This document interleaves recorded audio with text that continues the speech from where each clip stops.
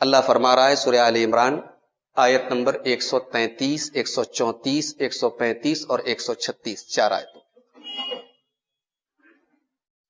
وَسَارِعُوا إِلَى مَغْفِرَةٍ مِّن رَّبِّكُمْ وَجَنَّةٍ عَرْضُهَا السَّمَاوَاتُ وَالْأَرْضُ أُعِدَّتْ لِلْمُتَّقِينَ. میرے بندو، وَسَارِعُوا، تم ایک دوسرے سے کمپٹیشن کرو، مقابلہ کرو، جلد بازی کرو، آگے نکلو. وَسَارِعُوا، میرے بندو، اللہ تبارک و تعالیٰ تمہیں حکم دے رہا ہے کہ تم جلد بازی سے کام لو. عموماً اسلام میں جلد بازی اچھی چیز نہیں کہی گئی، جلد بازی کو اچھی صفت نہیں قرار دیا گیا، مگر یہاں اللہ تعالیٰ حکم دے رہا ہے کہ جلد بازی کرو. سارعو، جلد بازی کرو. اور سارعو کا ایک مطلب ہے سابقو، ایک دوسرے سے آگے نکلو. کمپیٹ ایچ ادر، ایک دوسرے کا مقابلہ کرو. کس چیز کے لیے؟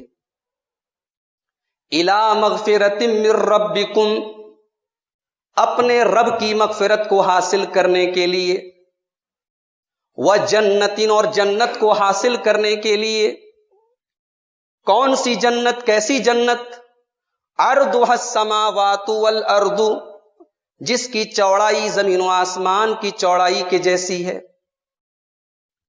امام زہری رحمۃ اللہ علیہ اس آیت کی تفسیر میں لکھتے ہیں کہ ایسا نہیں ہے کہ جنت کی چوڑائی ایگزیکٹ زمین اور آسمان کی چوڑائی کے برابر ہے، بلکہ یہ بطور مبالغہ ہے. جب کسی چیز کی چوڑائی بیان کی جاتی ہے تو عموماً چوڑائی ہمیشہ لمبائی سے کم ہوتی ہے. تو اللہ تبارک و تعالی جنت کی وسعت اور جنت کی کشادگی بیان کرنے کے لیے ایک تمثیل کے پیرائے میں کہہ رہا ہے کہ جو کائنات تمہارے سامنے، جو زمین و آسمان تمہارے سامنے، جنت کی چوڑائی اتنی بڑی ہے. اب جنت کتنی بڑی ہے اور کتنی لمبی ہے اور کتنی وسیع و عریض ہے، یہ تمہارے امیجینیشن اور تمہارے تصور سے بہت پرے ہے. اللہ کہہ رہا ہے کہ اس جنت کے لیے تم جلدی کرو. اس آیت کی تفسیر میں کسی مفسر نے بڑا پیارا جملہ لکھا ہے.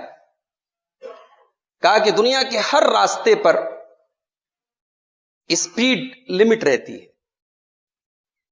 آپ 100 سے زیادہ نہیں بھگا سکتے اپنی گاڑی، آپ 160 سے زیادہ نہیں چل سکتے.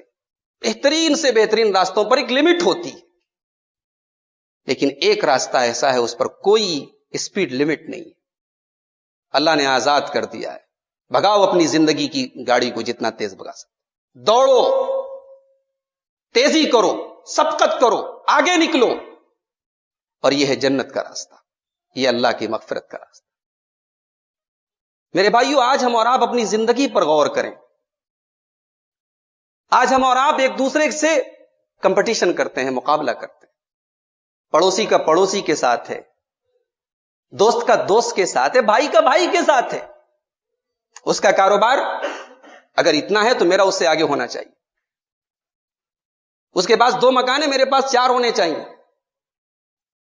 وہ لکھ پتی ہے، میں کروڑ پتی بن کے دکھاؤں گا. یہ بھاونا ہے، اور دیکھا جائے تو یہ بھاونا کچھ غلط نہیں ہے اگر جائز طریقے سے کیا جائے. مگر یہاں جو کمپٹیشن کی بات ہو رہی ہے وہ مکان بنانے کا کمپٹیشن نہیں ہے، وہ بزنس کو آگے لے جانے کا کمپٹیشن نہیں ہے، وہ دنیا کی ترقی حاصل کرنے کا کمپٹیشن نہیں. وَسَارِعُوا إِلَى مَغْفِرَةٍ مِّن رَّبِّكُمْ وَجَنَّةٍ عَرْضُهَا السَّمَاوَاتُ وَالْأَرْضُ. میرے بندو، اپنے رب کی مغفرت کو حاصل کرنے کے لیے، اپنے رب کی بخشش کو حاصل کرنے کے لیے اور جنت کو حاصل کرنے کے لیے تم ایک دوسرے سے آگے نکلو، ایک دوسرے سے سبقت کرو، جلدی کرو. قرآن کریم کا 17واں پارہ اٹھاؤ، سورۃ الانبیاء، جس کا نام ہی انبیاء ہے. اللہ نے بہت سارے نبیوں کے واقعات بیان کیے. ابراہیم علیہ السلام، موسیٰ علیہ السلام، عیسیٰ علیہ السلام، ایوب علیہ السلام، مختلف نبیوں کا ذکر کیا اللہ نے. اور آخر میں اللہ تعالیٰ نے ان تمام نبیوں کی ایک کوالٹی کو ریمارک کیا، انہم کانوا یسارعون فی الخیرات ویدعوننا رغبا ورہبا. میرے یہ جتنے انبیاء تھے، میرے یہ جتنے پیغمبر تھے، ان کے اندر ایک چیز کامن تھی، یہ نیکی کے معاملے میں آگے رہتے تھے،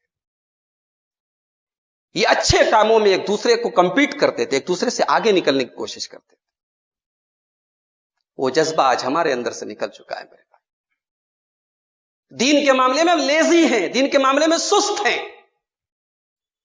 دنیا کے معاملے میں بہت الرٹ ہیں.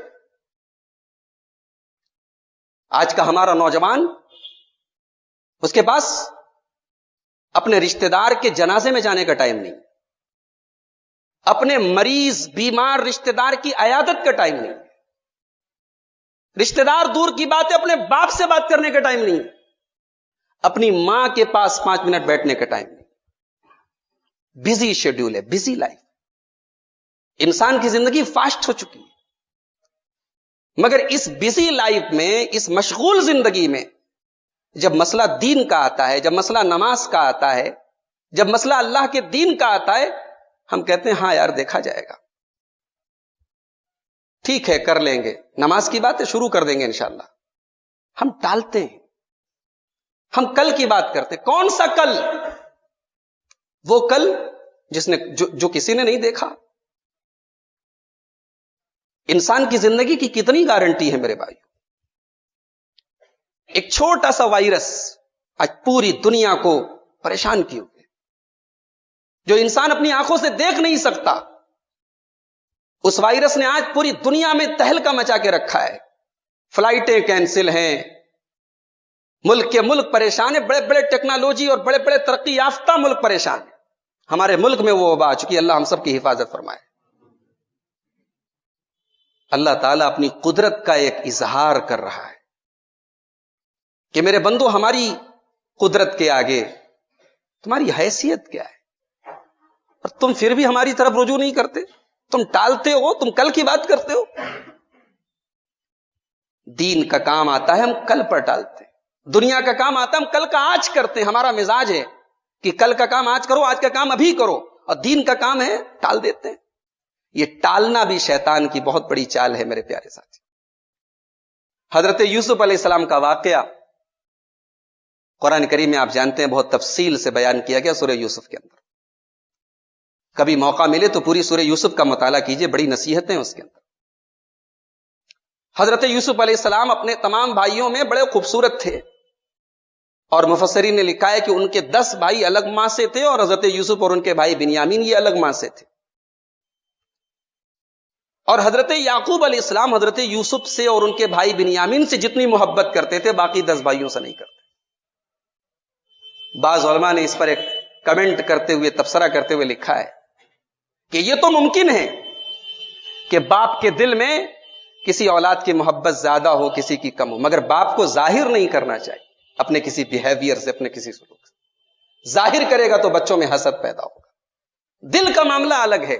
اللہ کے پیارے نبی اپنی تمام بیویوں کو برابر برابر ٹائم دیتے تھے. آپ نے باری مقرر کی تھی، لیکن آپ اللہ سے دعا کرتے تھے کہ اے اللہ، یہ وہ تقسیم ہے جو میرے کنٹرول میں تھی، اور ایک وہ تقسیم ہے جو میرے کنٹرول میں نہیں ہے. اے اللہ اس پر تو میری پکڑ مت کرنا.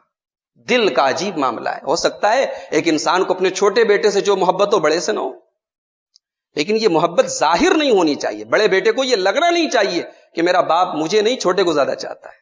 اگر یہ لگا تو بھائیوں کے بیچ میں حسد پیدا ہو سکتا ہے.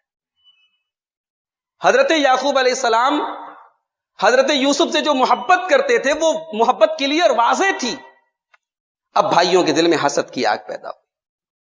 اب بھائیوں نے میٹنگ کی، اور میٹنگ میں کہا اقتلوا یوسف. اس مسئلے کا ایک ہی حل ہے کہ نہ رہے گا بانس نہ بجے گی بانسری. یوسف کو ختم کر دو. کل دا یوسف، مرڈر دا یوسف. یوسف کو مار ڈالو، اپنے سگے بھائی کو، اپنے باپ کی اولاد کو مار ڈالو.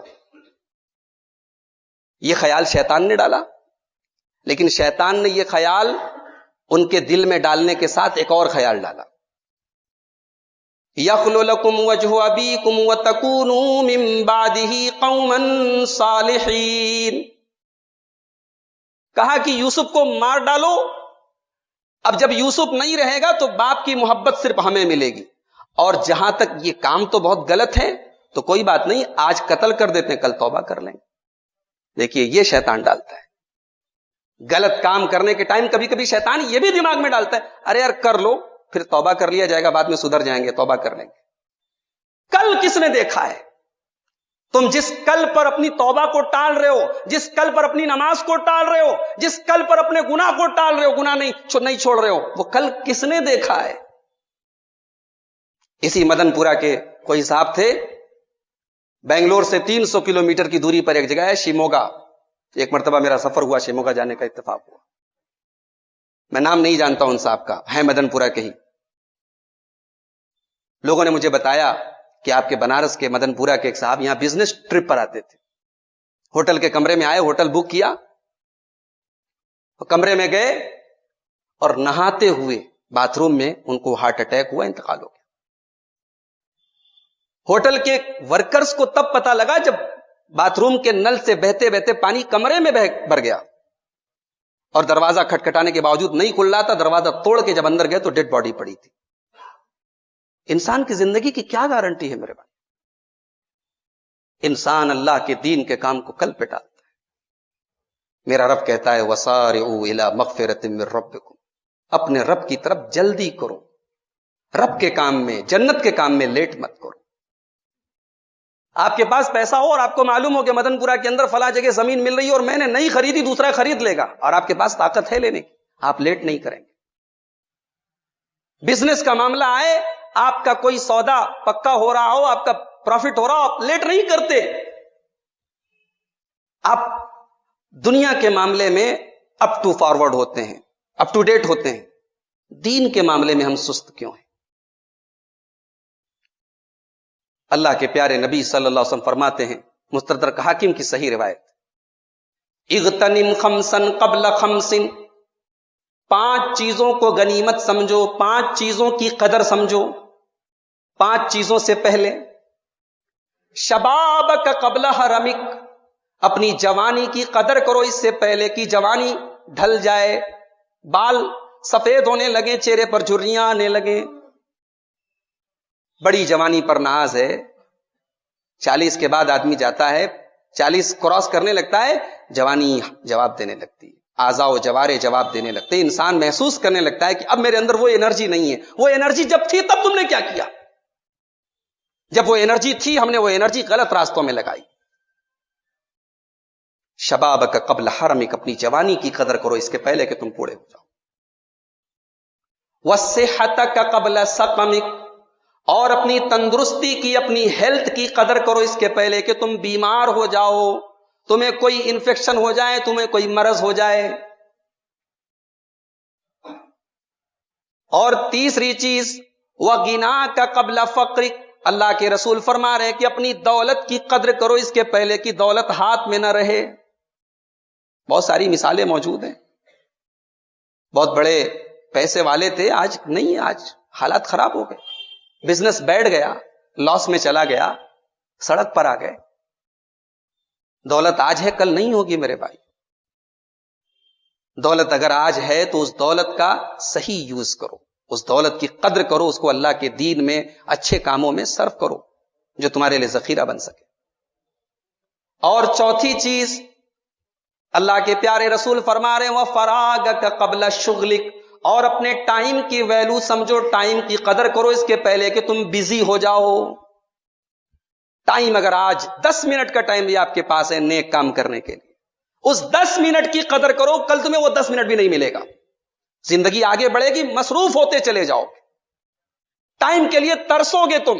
آج ٹائم ہے, زندگی میں 5 منٹ کا ٹائم بھی اگر تمہارے پاس قرآن کی تلاوت کے لیے مل رہا ہے, اللہ کے ذکر کے لیے مل رہا ہے, کسی مریض کی عیادت کے لیے مل رہا ہے, کسی غریب کی مدد کے لیے مل رہا ہے, کسی بھی نیک کام کے لیے مل رہا ہے, اس 5 منٹ کی ویلو کو سمجھو. اور 5ویں اور آخری چیز اس حدیث میں اللہ کے نبی نے فرمائی وَحَيَاتَكَ قَبْلَ مَوْتِكَ, اپنی زندگی کی قدر کرو اس کے پہلے کہ تمہیں موت آ جائے. ہم نہیں جانتے میرے بھائیوں کہ ہمیں موت کب آئے گی. لیکن پھر بھی ہم بڑی پلاننگ کرتے ہیں، بڑے تمناؤں اور آرزوؤں کے محل تعمیر کرتے ہیں، اور موت آتی ہے اور ہمارے تمناؤں اور آرزوؤں کے وہ محل گر جاتے ہیں۔ ایک عجیب و غریب حدیث آپ کو سنانے جا رہا ہوں، بہت غور سے سنیے گا، صحیح بخاری کی روایت۔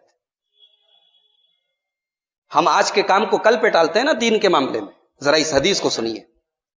اللہ کے پیارے نبی فرماتے ہیں، میری امت کے اندر کچھ لوگ آئیں گے، یستحلون الحرى والحریر والخمر والمعازف، وہ چار چیزوں کو حلال کر لیں گے، زناکاری حلال کر لیں گے، ریشم حلال کر لیں گے، شراب حلال کر لیں گے، اور ناچ گانے کے آلات، چار چیزیں حلال کر لیں گے۔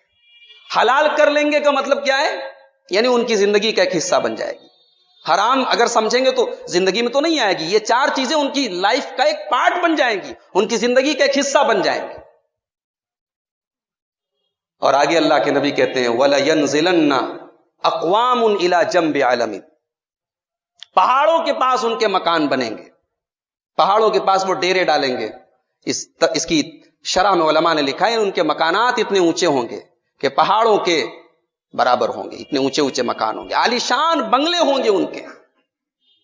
یروح علیہم بصارحۃ لہم، اور گھر میں سواریوں کی ریل پیل ہوگی، گھر میں سواریوں کی کثرت ہوگی۔ یاتی الیہم الفقیر، اتنے پیسے والے کہ پہاڑوں کے برابر ان کے مکان ہیں، ان کے گھر پہ کوئی غریب آدمی آئے گا اور مدد مانگے گا تو وہ کہیں گے ائت الینا غدن، آج نہیں کل آنا، جاؤ کل آنا۔ اتنا پیسہ ہے، اتنی حیثیت ہے، اتنی طاقت ہے، مگر وہ اس فقیر کو، اس سائل کو کل بلائیں گے، اللہ تعالیٰ اس کل کے آنے کی نوبت ہی نہیں دے گا۔ فَيُبَيِّتُهُمُ اللَّهُ تَعَالَى، رات ہی میں اللہ تعالیٰ ان کے اوپر اپنا عذاب نازل کرے گا اور راتوں رات وہ ہلاک ہو جائے گا۔ وَيَزَعُ عَلَيْهِمُ الْعَلَمْ، اور پہاڑ کو اللہ تعالیٰ ان کے اوپر گرا دے گا۔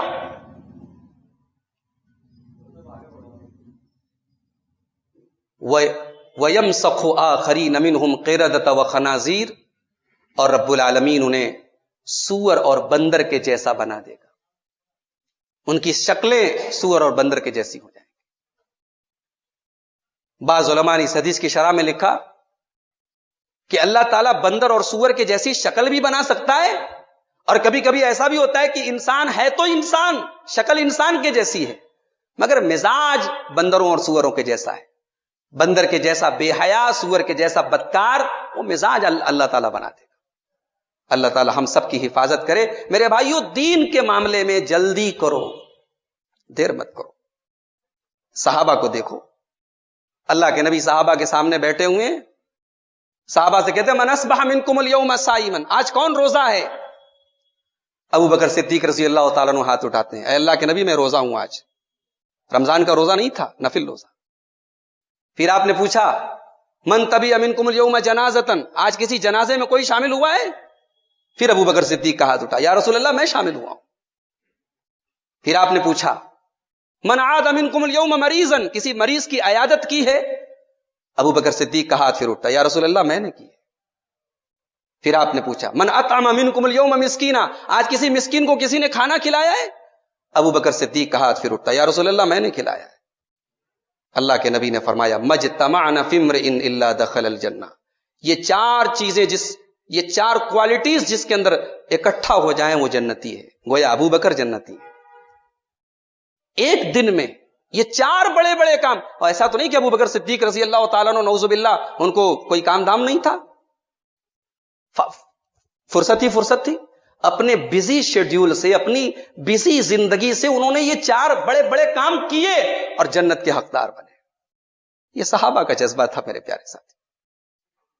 غزوہ تبوک کا موقع یاد کرو، اللہ کے نبی صحابہ سے کہتے ہیں دیکھو بہت دور جانا ہے ہمیں، سفر بہت لمبا ہے، دشمن کی تعداد بہت ہے اور ہمارے پاس وسائل نہیں ہے، سامان نہیں ہے، آپ لوگ اپنی اپنی حیثیت کے مطابق تعاون کریں۔ اب صحابہ کو کہ دماغ میں یہ بات آ گئی کہ اسلام کو ہماری ضرورت ہے، نبی نے تعاون کی اپیل کی ہے، اور بہت سخت ٹائم ہے، گرمی کا موسم ہے، کھجوروں کے پکنے کا ٹائم ہے، سفر کے لیے نکلنے کا عام طور سے یہ موسم سیزن نہیں ہے، لیکن نبی کا حکم ہے نکلنا ہے اور اسلام کی مدد کرنا ہے۔ حضرت عمر فاروق اپنے گھر آتے ہیں اور اپنے گھر کا سارا مال اکٹھا کرتے ہیں اور سارا مال اکٹھا کر کے اس کو 2 حصوں میں ڈیوائڈ کرتے ہیں، اور آدھا مال اپنے گھر میں چھوڑ دیتے ہیں اور آدھا مال اللہ کے پیارے رسول کے پاس لے کر کے آتے ہیں اور نبی کے قدموں میں لا کے رکھ دیتے ہیں۔ اللہ کے نبی پوچھتے ہیں عمر ما ابقیت لأہلک، گھر والوں کے لیے کچھ چھوڑا ہے کہ نہیں چھوڑا ہے؟ فیملی کے لیے کچھ چھوڑ کے آئے ہو کہ نہیں آئے ہو؟ کہا ہے اللہ کے نبی فکر مت کیجئے، گھر والوں کے لیے آدھا لے کے آیا ہوں، آدھا چھوڑ کے آیا ہوں۔ حضرت عمر کہتے ہیں پہلی بار میرے دل میں یہ آرزو پیدا ہوئی کہ آج میں ابو بکر صدیق سے آگے نکل جاؤں۔ کمپٹیشن ہے صحابہ میں، مگر وہ کمپٹیشن اس میں نہیں ہے، اس کا مکان 1 منزل کا ہے تو میرا 2 منزل کا ہو جائے، اس کا بزنس یہاں ہے تو میرا وہاں پہنچ جائے۔ کمپٹیشن ہے جنت کے لیے۔ عمر فاروق کہہ رہے پہلی بار میرے دل میں آرزو پیدا ہوئی کہ آج صدیق اکبر سے، ابو بکر صدیق سے میں آگے نکل جاؤں گا۔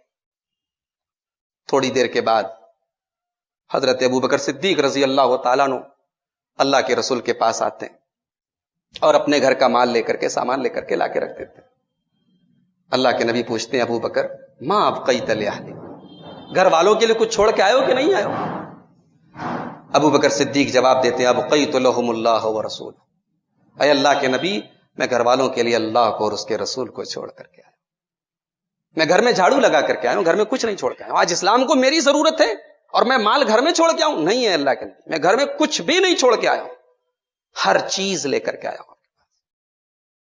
عمر فاروق رضی اللہ تعالیٰ عنہ کہتے ہیں میری آنکھوں میں آنسو آ گئے اور مجھے یقین ہو گیا کہ لن اسابق ابا بکر، میں ابو بکر سے آگے نہیں نکل سکتا۔ صحابہ میں بھی کمپٹیشن تھا، مگر وہ کمپٹیشن جنت کے لیے تھا۔ اللہ کے رسول کے ایک صحابی ہیں حضرت عمرو بن جموح رضی اللہ تعالیٰ، بوڑھے ہو چکے ہیں، 60 سال عمر ہو چکی ہے اور کسی غزوے میں ان کی ٹانگ بھی زخمی ہو چکی ہے، لنگڑے ہو چکے ہیں۔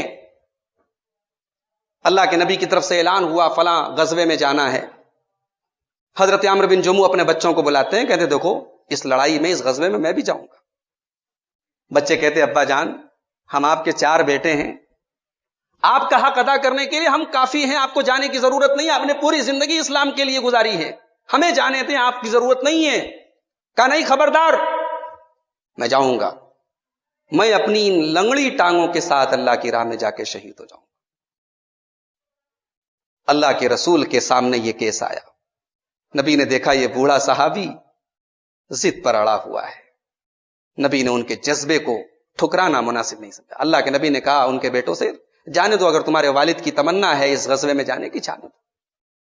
پھر حضرت عمرو بن جموح اللہ کے رسول سے کہتے یا رسول اللہ، کیا اگر میں اس جنگ میں شہید ہو جاؤں گا تو میری ٹانگیں، ایک ٹانگ میری خراب ہے، میں اپنے اس لنگڑے پن کے ساتھ جنت میں جاؤں گا؟ اللہ کے نبی نے فرمایا کلا، نہیں، بل تدخلها سلیما، اے عمرو بن جموح تم بالکل صحیح سالم ہو کر کے جنت میں جاؤ گے، تمہاری ٹانگیں صحیح ہو جائیں گی، اللہ تعالیٰ تم کو جنت میں صحیح سلامت کر کے داخل کرے گا۔ حضرت عمرو بن جموح ہاتھ اٹھاتے ہیں، اے اللہ اگر مجھے اس غزوے سے واپس لوٹنے کی توفیق دے فارجعنی منصورا، تو مجھے فتح یاب کر کے لوٹانا، اور اے اللہ اگر میں شہید ہو گیا تو میری لنگڑی ٹانگیں کے باوجود مجھے جنت میں داخل کر دینا۔ جب جنگ ختم ہوئی اللہ کے نبی نے پوچھا عمرو بن جموح کا کیا ہوا؟ بتایا گیا شہید ہو گئے۔ اللہ کے نبی نے فرمایا کہ میں دیکھ رہا ہوں کہ عمرو بن جموح کی ٹانگیں بالکل درست ہو چکی ہیں اور اللہ تعالیٰ ان کو جنت میں داخل کر رہا ہے۔ یہ نبی کے صحابہ تھے میرے بھائی، ان کی زندگیاں دین کے لیے قربان تھیں۔ اللہ پہلا حکم ہم کو دے رہا ہے وَسَارِعُوا إِلَىٰ مَغْفِرَةٍ مِّن رَّبِّكُمْ وَجَنَّةٍ، اللہ تعالیٰ کی مغفرت کو پانے کے لیے اور جنت کو پانے کے لیے کمپٹیشن کرو، مقابلہ کرو۔ عرضها السماوات والارض، جس کی چوڑائی زمین و آسمان کے برابر ہے، اعدت للمتقین، اور جو جنت متقیوں کے لیے تیار کر دی گئی ہے۔ ایسا نہیں ہے کہ جنت تیار ہوگی، جنت از آلریڈی پریپیئرڈ، جنت تیار ہے، اور یہ ہمارے عقیدے کا ایک حصہ ہے کہ جنت اور جہنم دونوں تیار ہے، اور قرآن کے اور حدیث کے بے شمار دلائل اس پر موجود ہیں۔ ایسا نہیں جنت ہوگی اور جہنم ہوگی، جنت ہے اور جہنم ہے۔ اب یہ جنت کس کو ملے گی؟ دوسری آیت، الذین ينفقون فی السراء والضراء، یہ جنت اللہ تعالیٰ ان متقی بندوں کو دے گا جو خوشحالی میں بھی اللہ کی راہ میں خرچ کرتے ہیں اور پریشانی کے عالم میں بھی اللہ کی راہ میں خرچ کرتے ہیں. ہمارے گھر میں کھانے پینے کی بے شمار چیزیں ہیں اور اس کے بعد ہم کسی غریب کو, کسی بھوکے کو کھانا کھلا دیں, بہت اچھی بات ہے. مگر ہم بھوکے رہ کے کسی اور کو کھلا دیں, یہ بہت بڑی بات ہے. ہمارے گھر میں بڑی آسائش ہے اور ہم لوگوں کی مدد کریں, اچھی بات ہے. مگر ہم خود محتاج ہوں اور ہمارے گھر پہ کوئی محتاج آ جائے اور ہم اپنی حیثیت کے مطابق اس کی مدد کریں, یہ بڑی بات ہے. آج ہمیں اللہ کب یاد آتا ہے؟ جب کاروبار میں مندی آتی ہے. ہمیں رب تب یاد آتا ہے جب کوئی وائرس کا عذاب اور وائرس جب پھیلتا ہے, جب ظلم کا ماحول بنتا ہے, جب دہشت کا ماحول بنتا ہے, تب ہمیں اللہ یاد آتا ہے. نہیں, تعرف الیہ فی الرخاء یعرفک فی الشدہ. اللہ کے نبی کہتے ہیں اپنے پریشانی, اپنے اچھے دنوں میں اللہ کو یاد کرو, اللہ تمہاری پریشانی کے دنوں میں تمہیں ضرور یاد رکھے گا. اللہ کے نیک بندے پریشانی کے دنوں میں بھی اللہ کی راہ میں خرچ کرتے ہیں اور اچھے دنوں میں بھی اللہ کی راہ میں خرچ کرتے ہیں. غزوہ تبوک کا موقع ہے, اللہ کے نبی کو کچھ غریب صحابہ, مزدور صحابہ اللہ کے نبی کے پاس ایک مٹھی جو لے کر کے آتے ہیں. یا رسول اللہ, یہ میرا چندہ ہے, میرا تعاون ہے اسلام کے لیے, اس غزوے کے لیے میرا تعاون قبول کیجیے. منافقین مذاق اڑاتے ہیں, دیکھو یہ اسلام کی مدد کرنے کے لیے آئے ایک مٹھی جو لے کر کے. اللہ کے نبی کہتے ہیں لو انفق احدکم مثل احد ذهبا ما بلغ مد احدہ. منافقین خبردار, میرے ان غریب اور مزدور صحابہ نے اللہ کی راہ میں جو یہ ایک مٹھی جو دیا ہے تو بہت پہاڑ کے برابر بھی سونا لے آؤ, ان کا مقابلہ نہیں کر سکتے. وہ غریب صحابہ تھے, ان کا جذبہ تھا. کچھ ایسے بھی صحابہ تھے اللہ کے نبی کے پاس آئے, یا رسول اللہ اس غزوے میں بھی جانا چاہتا ہوں. نبی نے پوچھا تمہارے پاس سواری کا انتظام ہے؟ نہیں, سواری کا انتظام نہیں. اللہ کے نبی نے کہا معذرت ہے, آپ لوگ نہیں جا سکتے, ہمارے پاس سواری کا انتظام نہیں. اللہ اکبر, غریب ہیں, سواری کا انتظام نہیں ہے, لیکن نبی کے ساتھ جانے کا جذبہ دل میں ہے, تڑپ ہے, درد ہے. اب ذرا ان صحابہ کی دل کی کیفیت کیا ہے, اللہ تعالیٰ نے ان کے دل کی کیفیت کو قرآن میں بیان کیا ہے. 10ویں پارے کی لاسٹ آیت. وَلَا عَلَى الَّذِينَ إِذَا مَا أَتَوْكَ لِتَحْمِلَهُمْ قُلْتَ لَا أَجِدُ مَا أَحْمِلُكُمْ عَلَيْهِ تَوَلَّوْا أَعْيُنُهُمْ تَفِيضُ مِنَ الدَّمْعِ حَزَنًا أَلَّا يَجِدُوا مَا يُنْفِقُونَ.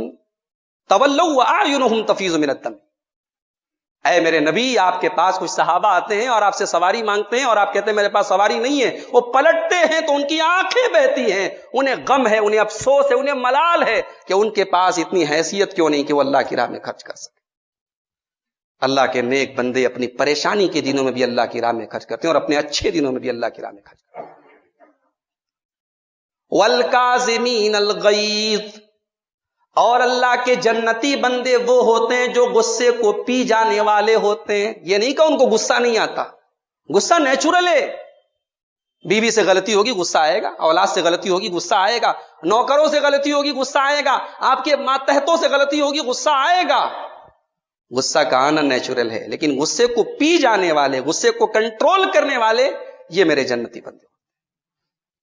اللہ کے پیارے حبیب صلی اللہ علیہ وسلم فرماتے ہیں لیس الشدید بالسرعہ. پہلوان وہ نہیں جو دشمن کو کشتی میں پچھاڑ دے. انما الشدید الذی یملک نفسہ عند الغضب. پہلوان وہ ہے جو اپنے آپ کو غصے کے ٹائم کنٹرول کر, اپنی اولاد کے ساتھ, اپنی بیوی کے ساتھ, اپنے بچوں کے ساتھ, اپنے نوکروں کے ساتھ جب معاملہ کرو تو قرآن کی یہ آیت یاد کر لو میرے بھائی. والکاظمین الغیظ. جنتی بننا ہے کہ نہیں بننا ہے؟ جنتی بندے غصے کو پی جانے والے. والعافین عن الناس. اور میرے جنتی بندے لوگوں کو معاف کر دینے والے ہوتے ہیں. داروغہ مت بنو, داروغہ مت بنو, لوگوں کی ایک ایک غلطیوں پر پکڑ مت کرو. تم فرشتے نہیں ہو, تمہارا دامن بے داغ نہیں ہے. سب کی ایک ایک غلطی کو پکڑ کے لوگوں کو رگڑنے کی کوشش مت کرو, معاف کر دیا کرو, درگزر کر دیا کرو. آج ہمارے خاندانوں میں اختلاف ہیں, بھائی کے بھائی سے جھگڑے ہیں, باپ بیٹے سے بات نہیں کر رہا ہے, بیٹی کے ماں سے تعلقات خراب ہیں, ساس کے بہو سے تعلق. کیوں؟ کیونکہ یہ جو جذبہ ہے نا, ایک دوسرے کی غلطیاں معاف کرنے کا جذبہ, وہ ہمارے اندر ہے.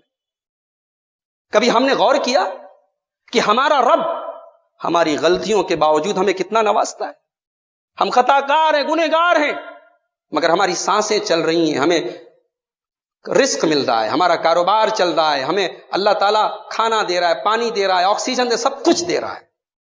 ہمارا رب ہمارے گناہوں کے باوجود ہم سے محبت کرتا ہے۔ میرے بھائی، لوگوں کی غلطیوں کے باوجود لوگوں سے محبت کرو، لوگوں کو معاف کر دیا کرو۔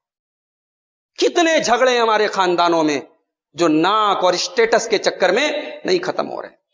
نہیں، میں کیوں جھکوں گا؟ میں اگر بات ختم کر دوں گا تو میں جھک جاؤں گا۔ نہیں بھائی، آپ جھکیں گے نہیں۔ بات ختم کرنے والا جھکتا نہیں ہے، بات ختم کرنے والا اٹھ جاتا ہے۔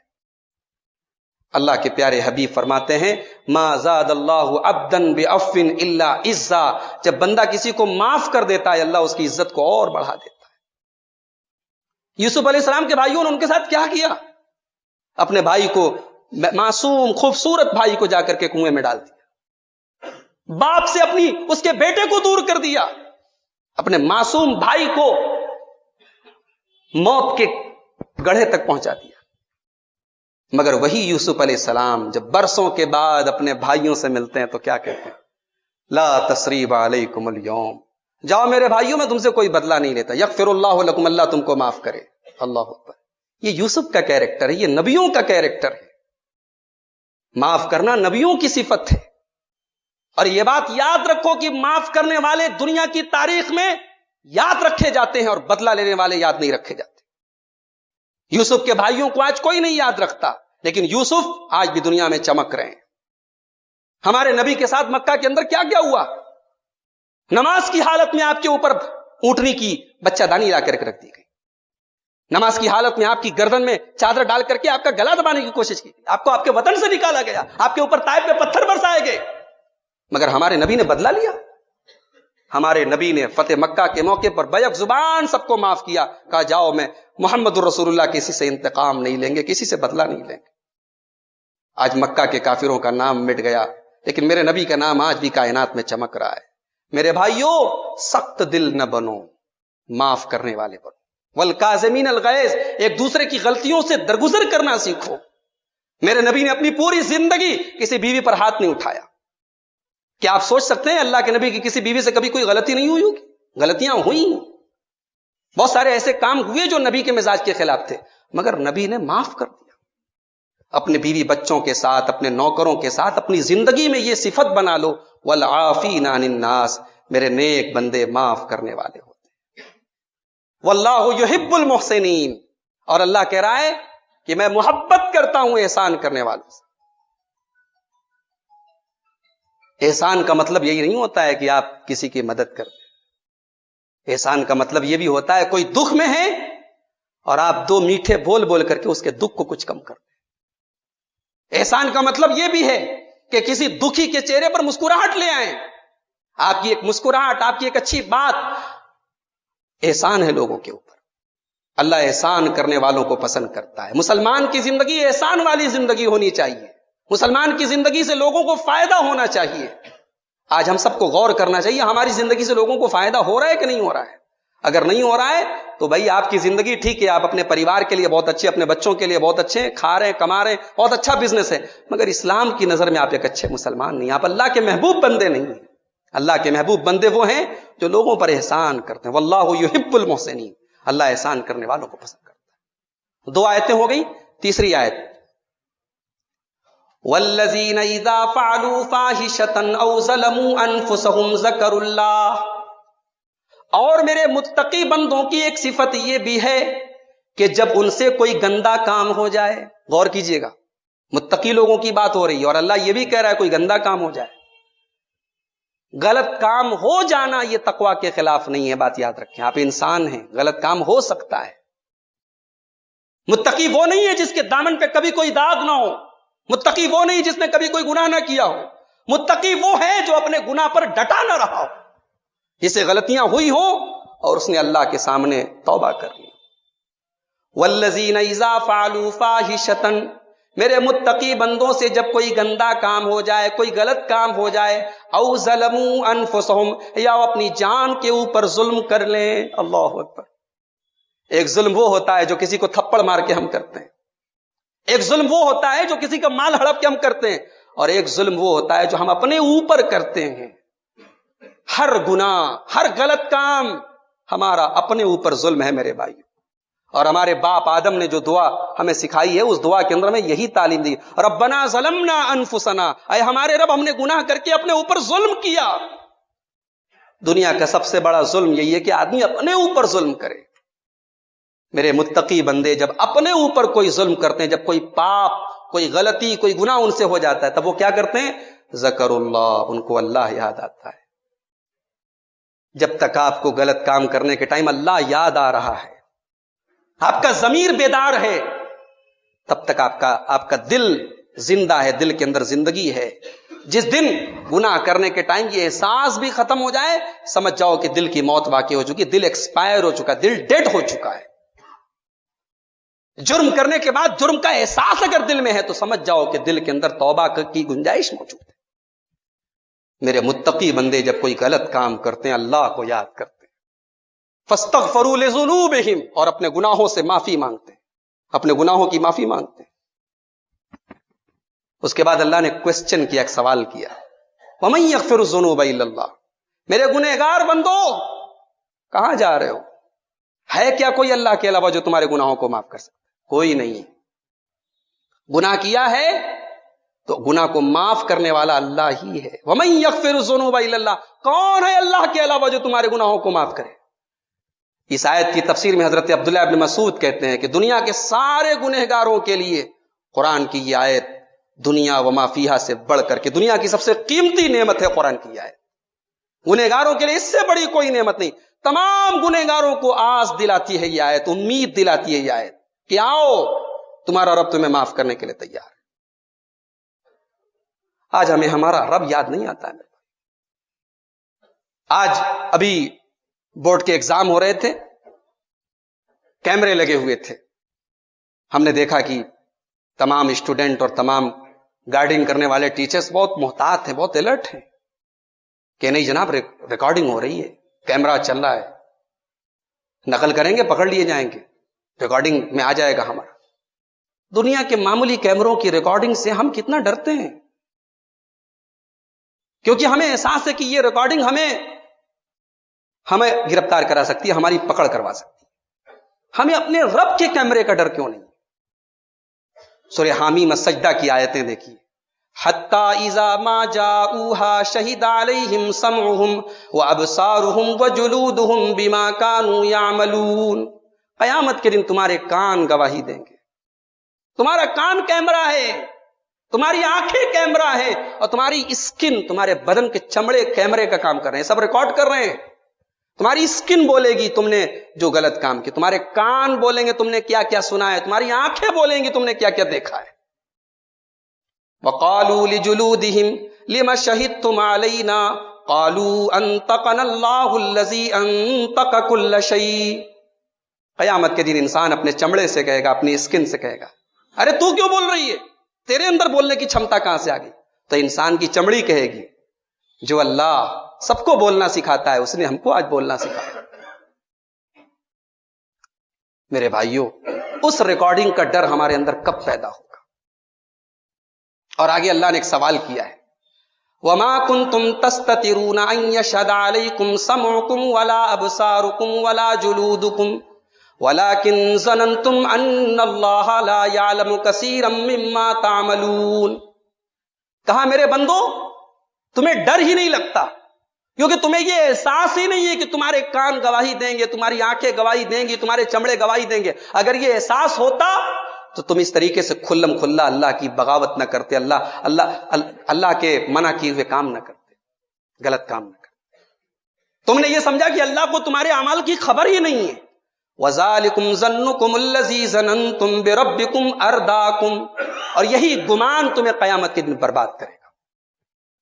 اللہ کو سب خبر ہے میرے بھائیو، اللہ کا کیمرہ کبھی آف ہونے والا نہیں، اللہ کی ریکارڈنگ کبھی آف ہونے والی. دنیا کی ریکارڈنگ سے ہم ڈرتے ہیں اور اللہ کی ریکارڈنگ سے بے خبر ہیں. اللہ وہی بات کہہ رہا ہے، میرے متقی بندے ہماری ریکارڈنگ سے بے خبر نہیں رہتے، انہیں اللہ یاد آتا ہے، اور جب اللہ یاد آتا ہے وہ اللہ سے معافی مانگ لیتے ہیں. وَلَمْ يُصِرُّوا عَلَى مَا فَعَلُوا وَهُمْ يَعْلَمُونَ. وہ غلط کام کرنے کے بعد اس پر جمے نہیں رہتے، ڈٹے نہیں رہتے. غلط کام اگر ہو جائے توبہ کر لیتے ہیں. آج الٹا زمانہ ہے. آج انسان غلط کام کرتا ہے, پھر غلط کام کی دلیلیں تلاش کرتا ہے کہ میرا غلط کام کیسے صحیح ثابت ہو جائے. اس کو جب بتایا جائے کہ آپ کا کام غلط ہے, وہ بحث کرتا ہے. ابھی آپ کو معلوم ہوا ہوگا ہمارے پڑوسی ملک سے جس طریقے کی خبریں آ رہی ہیں, خواتین مسلمان عورتیں اعلان کر رہی میرا جسم میری مرضی, میں جو چاہے کپڑا پہنوں, جس کے ساتھ چاہوں جاؤں, میرا جسم ہے میری مرضی. یہ ایک مسلمان عورت کہہ رہی ہے الا لہ الخلق والامر, تیرا جسم اور تیری مرضی نہیں, تیرا جسم بھی اللہ کا ہے اور مرضی بھی اللہ کی چلے گی. یہ مزاج غلط ہے. مائی باڈی مائی چوائس اسلام کے خلاف ہے, اللہ کے قانون کے خلاف. آپ کی باڈی, آپ کا جسم اللہ کا ہے, اس پر مرضی اللہ کی چلے گی. اور گمراہ ہیں وہ عورتیں, اور اللہ کے عذاب اور اللہ کی ناراضگی کی حقدار ہیں وہ خواتین, ہماری وہ بہنیں جو نادانی میں آ کر اور مغرب کے پروپیگنڈے کا شکار ہو کر کے کہہ رہی میرا جسم میری مرضی. تو اللہ کہہ رہا ہے کہ میرے متقی بندے وہ ہیں جو اپنے گناہوں پر ڈٹے نہیں رہتے. تو یہ اتنی کوالٹیز اگر پیدا ہو جائیں تو اللہ تعالیٰ ان کو بدلے میں کیا دے گا؟ اولئک جزاؤہم مغفرۃ من ربہم وجنات تجری من تحتہا الانہار. اتنی کوالٹیز آپ اپنے اندر پیدا کر لیں. کون کون سی کوالٹیز میں نے بیان کی؟ پہلی کوالٹی متقی بن جائیں. پھر متقی کے اندر ایک صفت یہ ہوگی کہ وہ ہر حال میں اللہ کی راہ میں خرچ کرنے والا ہو, غصے کو پی جانے والا ہو, لوگوں کو معاف کر دینے والا ہو, احسان کرنے والا ہو. اور اسی طریقے سے اگر اس سے کوئی غلط کام ہو جائے تو اللہ سے توبہ کرنے والا ہو. اتنی کوالٹیز اگر ہمارے اندر پیدا ہو جائیں, اللہ تعالیٰ کہہ رہے ہیں ہم اپنی مغفرت بھی تم کو دیں گے اور جنت بھی تم کو دیں گے.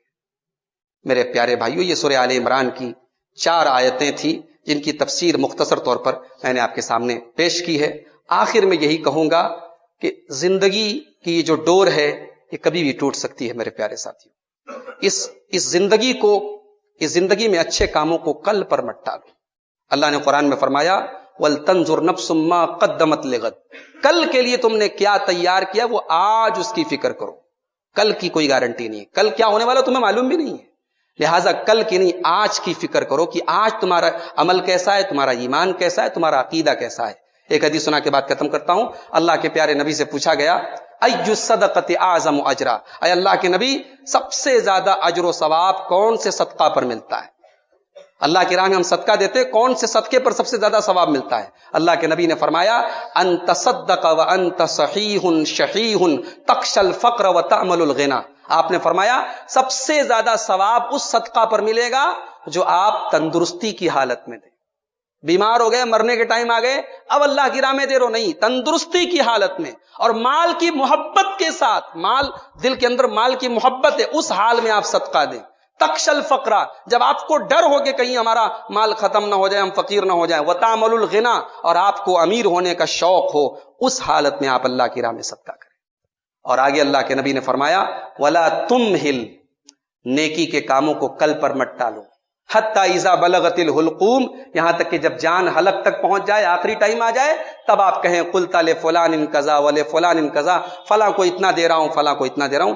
آخری ٹائم کا انتظار مت کرو, زندگی کے ایک ایک لمحے کی قدر کرو.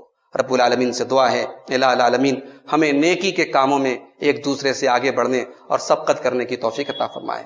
رب العالمین ہر قسم کے مرض سے, ہر قسم کے آفات سے, ہر قسم کے وائرس وغیرہ سے ہم سب کی حفاظت فرمائے. رب العالمین ہمارے ملک کے ماحول کی حفاظت فرمائے, ہمارے جان و مال, ہمارے عزت و آبرو کی حفاظت فرمائے. رب العالمین یہاں ہماری اس حاضری کو قبول فرمائے, جب تک ہم دنیا میں زندہ رہیں, اسلام پر زندہ رہیں, اور خاتمہ ہم سب کا ایمان پر ہو. آمین. وآخر دعوانا الحمدللہ.